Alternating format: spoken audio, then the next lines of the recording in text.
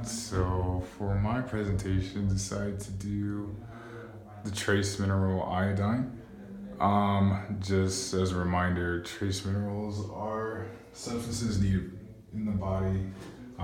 Research says less than 100 milligrams a day, but are still important to functions in the body that we need. And looking up iodine was kind of hard because out of all the nutrients and minerals that we need, iodine is kind of hard to get in our diet. It's not really naturally found in a lot of foods. To get iodine, we have to have our foods fortified with it.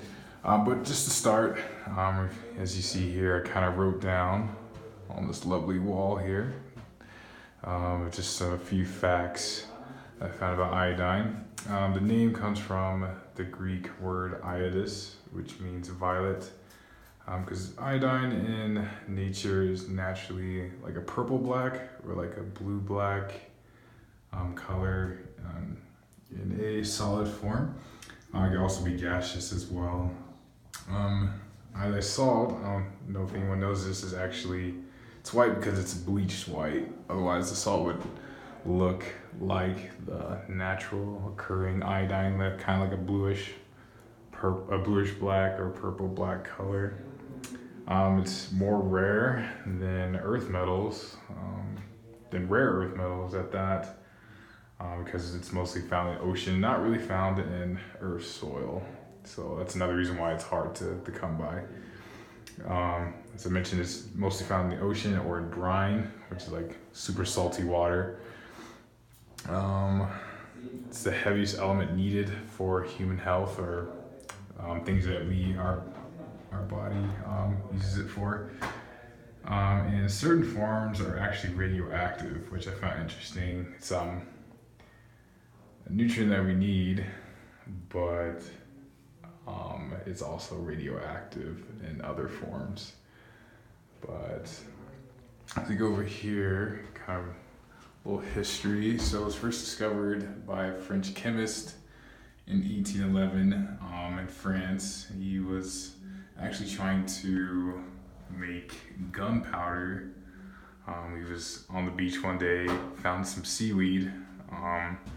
He was adding sulfuric acid, I believe, to the seaweed, trying to extract another chemical.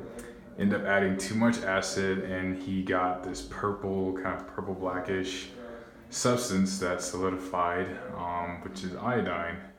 So after he discovered that, he showed it to some other scientists who thought they had discovered a new element. And so it's kind of like a little background history of where iodine was first came from or acknowledged. So the functions here of iodine. It's really important for the thyroid hormone production from the thyroid gland. So I wrote over here T4 and T3. These are the hormones that the thyroid gland produces. T4 is the inactive version, and T3 is the active version.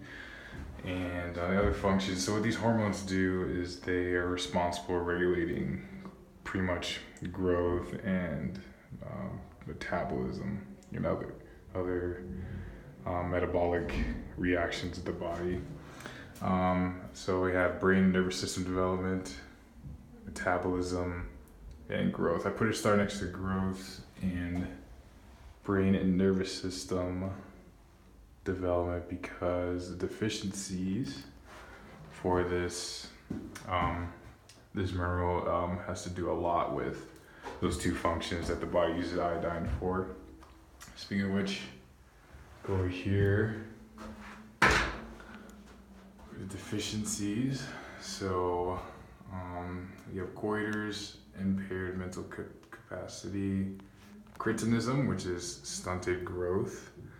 I think a lot of people have probably seen goiters. It's just like a large lump on the neck. Usually people that come from like Africa or any other developing countries will have signs of that. And it's just an enlargement of the thyroid gland. Because if you're deficient in iodine, you're not really producing these hormones. They're so important for all these other body functions, and so the thyroid has to work harder by trying to produce those, and so it will enlarge itself. As well as if you have too much iodine, it could have the same effect because the hormones also regulate themselves. They kind of, as they're secreted, the same hormones are used to turn themselves off as well. So if the regulation is kind of messed up, then you just have free-flowing thyroid hormone making everything larger, and that's not good. Like I mentioned before, iodine is mainly found in the ocean, and so it's not really naturally occurring in food that we take. So these are the food sources. We have seaweed, iodized salt, saltwater seafood, dairy products, and then bread and cereals.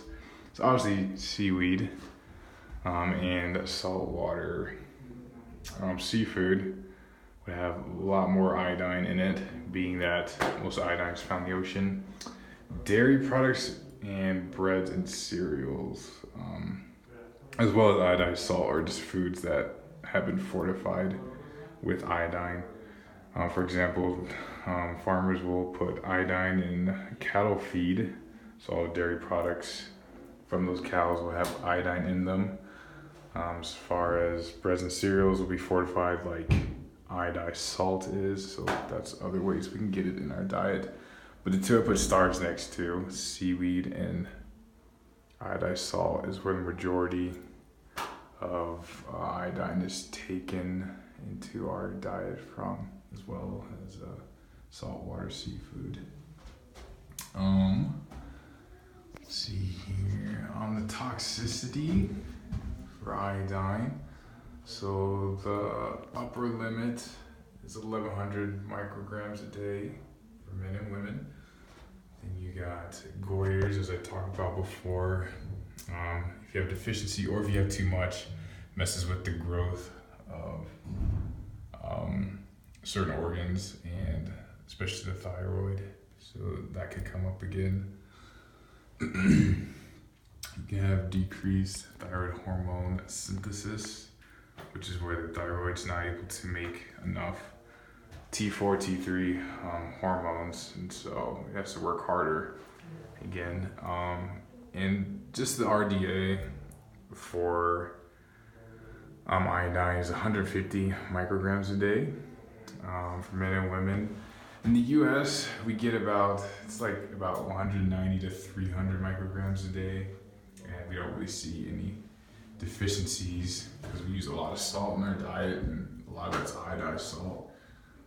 Some countries that this mainly affects would be probably China and Japan. They have a majority of their diet comes from saltwater fish, which would have a lot of iodine. And then for deficiencies, that's a lot of these deficiencies for any mineral or micronutrient we find in developing countries where a lot of their diet comes from just plant-based foods, not really any fish really, so they're more susceptible for gaining deficiency in iodine. And so with that, you have the toxicity and the deficiency. Also with that, since it's so important for the development of brain and nervous system and growth, it also affects newborns who are going through rapid development in the first couple years. It's important to have good brain function and development, as well as other body systems. And so deficiency in iodine is related to mental retardation. It's a huge thing that the World Health Organizations are looking at, and as well as the stunted growth. So those two have been expressed in media and heavily studied. Down here, I have some of the uses and functions of iodine. Most of us know that iodine is used for cleaning wounds or sterilizing equipment. So when you go to the hospital or any clinic or dentist, I assume, maybe not, iodine is used to sterilize any tool that's going to come in contact with the human body. You have your treatment for breast cancer, and you have radiation exposure. What I found interesting, there's a current article where and there's like power plants, radioactive power plants, where a lot of people are concerned about being exposed to that kind of radioactive activity, and so there's countries handing out iodine pills, which can stop or kind of slow down the effects of radiation. And that's only when iodine is mixed with potassium, because again, certain forms of iodine are radioactive. So I thought that was pretty cool. Again, this is very interesting micronutrient or trace mineral, because it's just not naturally occurring in food, and so in order to get it, we have to fortify our foods in order to get it in our diet. And so take home here is, this is a pretty important trace mineral. The thyroid gland, it's just so important in the regulation of a lot of body systems, and just one mineral, which is hard to find, is just very important for our health. And so I think it'd be wise to incorporate maybe some more like seafood in your diet, or making sure that if you are using salt, that it is iodized salt. That way you can get it to make sure you have a healthy metabolism in order to metabolize other micronutrients and macronutrients, and healthy brain and nervous system function. And so this is my presentation on iodine, and I hope you guys learned something from it.